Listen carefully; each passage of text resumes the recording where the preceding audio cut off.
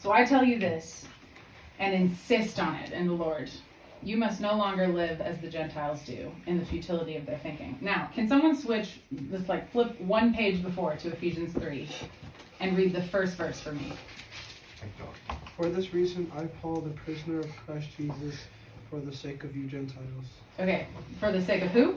You Gentiles. You Gentiles. So Paul is literally talking to Gentiles, and the first thing he says is, don't be like Gentiles.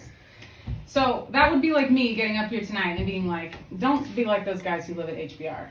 To which you all would reply, but Maggie, we do live at HBR. And you would be totally valid in saying that, because it's a weird thing to tell Gentiles not to be like Gentiles. So what does that actually mean, right? It actually is Paul calling these believers out of the context and the culture and the circumstances that they have been raised with or come out of, and into their identity as believers, right?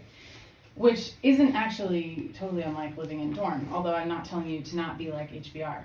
You guys have grown up all over the world, right? Each of you have these super complex cultural identities that are intertwined and mingled across 2, 3, 4, 5 different countries that you've lived in throughout your life, or your mom's from here, your dad's from here, you were born here, you grew up there, now you're in Germany. Like, you guys are super, super interesting people because you have this massive global identity. What Paul is saying is what we say to you when you show up at dorm, right? The first thing we do as a dorm is we sit you down and we say, welcome to HBR. You are now a man of this house, and here's what that means. That means we're going to live together.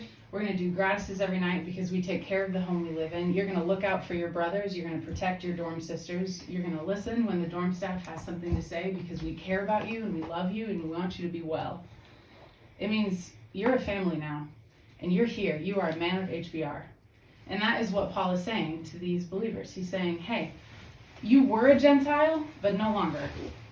You are this new thing. You were in this place, but now you're here. And when you're here, you're going to act like it. And here's what that looks like. And I think that is really interesting. Actually, you know, just popped into my head.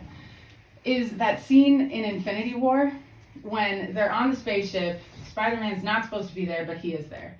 And there's no one doing it now, right? Like, they are, like, long gone into space. Doctor Strange is down there, whatever. And Tony Stark turns to Spider-Man and says, you're an Avenger now.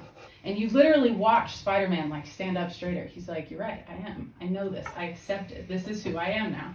And it's like, I think it, like, cuts away to other characters, but when it comes back to Spider-Man, it's right when the Guardians of the Galaxy bust on the scene, and there's all this chaos. And literally Star-Lord has a gun to Spider-Man's head. And what does Spider-Man say? But the Avengers, dude. Exactly. One scene later, Spider-Man knows my identity has changed. I'm no longer the friendly neighborhood Spider-Man. I am an Avenger now.